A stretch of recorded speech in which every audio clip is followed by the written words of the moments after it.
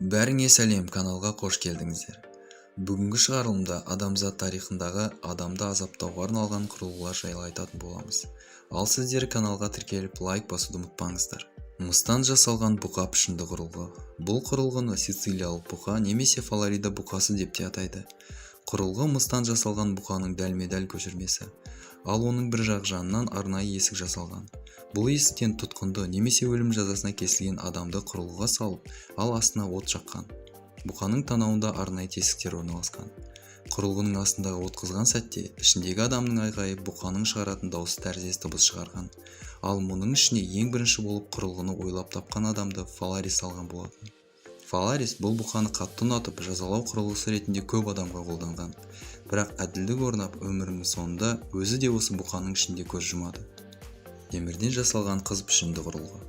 Жауап алуға арналған бұл азаптау құрылғысы шегелер мен темір тікендерден жасалған.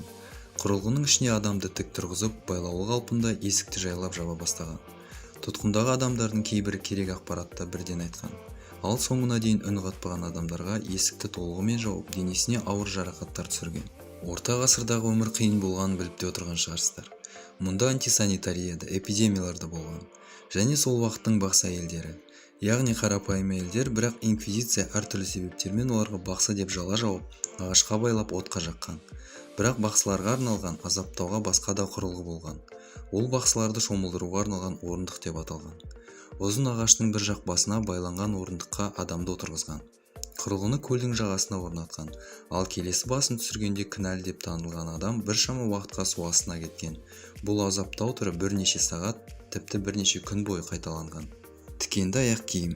Азаптауға арналған бұл орта ғасырлық құрылғы темірден жасалған. Жауап алу үшін айыпты адамға осы аяқ киімді кигізіп, тобықтың тұсынан шынжырмен бекіткен.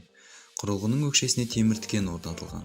Бас кезінде айыпты адам өкшесіне тікен кірмес үшін аяғының ұшымен жүрген.